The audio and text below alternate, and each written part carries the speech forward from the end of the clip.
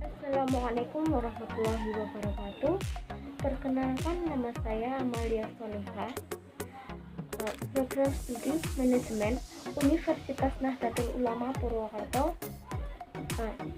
Oke sahabat, di sini saya akan menjelaskan sedikit ide kebijakan apa sih yang harus direncanakan pemerintah pusat atau presiden, dan ide kebijakan lokal pemerintah daerah tentang adanya pandemi virus COVID-19 yang sedang mewabah di negara Indonesia ini. Ya, baik. Yang pertama, saya akan menjelaskan tentang apa ide kebijakan yang harus dilakukan oleh pemerintah pusat atau presiden, yaitu satu, menghimbau kepada masyarakat Indonesia agar tetap tenang dan tetap waspada.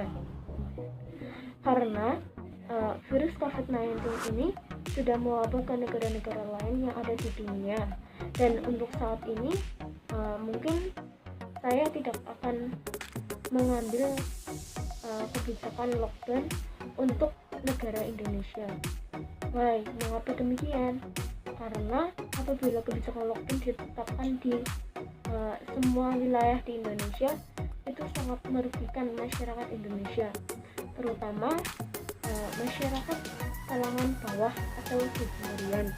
Akan tetapi saya akan menerapkan social distancing, yaitu membatasi semua aktivitas belajar di sekolah yang diganti di rumah, dan pembelajarannya itu secara online.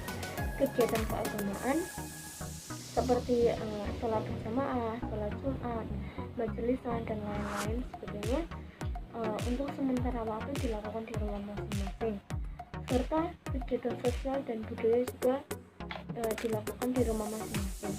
Nah, yang kedua,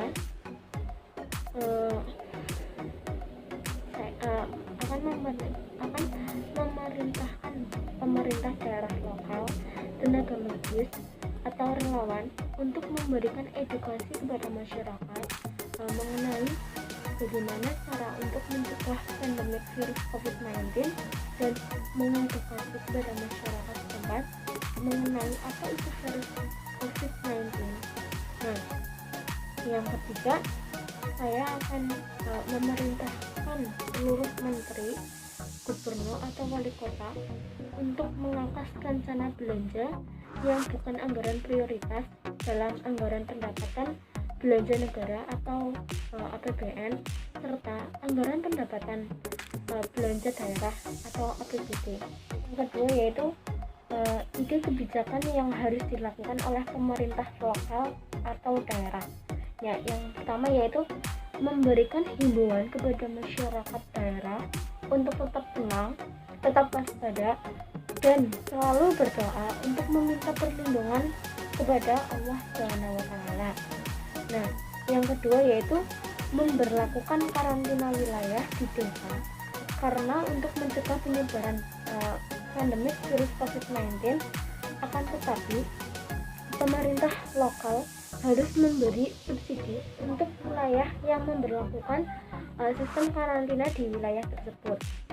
Yang ketiga yaitu memberikan fasilitas pencegahan virus COVID-19 seperti membagikan masker gratis, hand sanitizer, dan menyuruh setiap desa untuk menyemprotkan cairan disinfektan secara berkala atau rutin. Nah, yang keempat yaitu lebih memperketat pengawasan bagi pemudik dengan membentuk tim siaga COVID-19. Oke sahabat, sebab utama orang terpapar karena virus COVID-19 adalah tidak dipatuhinya peraturan tentang pencegahan COVID-19. Yang pertama, pakailah masker selalu di dalam atau di luar rumah. Yang kedua, jangan sentuh wajah sebelum mencuci tangan dengan sabun di air yang mengalir. Yang ketiga, mohon terapkanlah disiplin diri sebaik-baiknya dan saling menghormati. Pasien COVID-19 yang akhirnya meninggal saat mereka sakit tidak boleh dijenguk keluarganya. Proses pemakaman dilakukan dengan cara tertentu dan orang yang menghadirinya pun terbatas.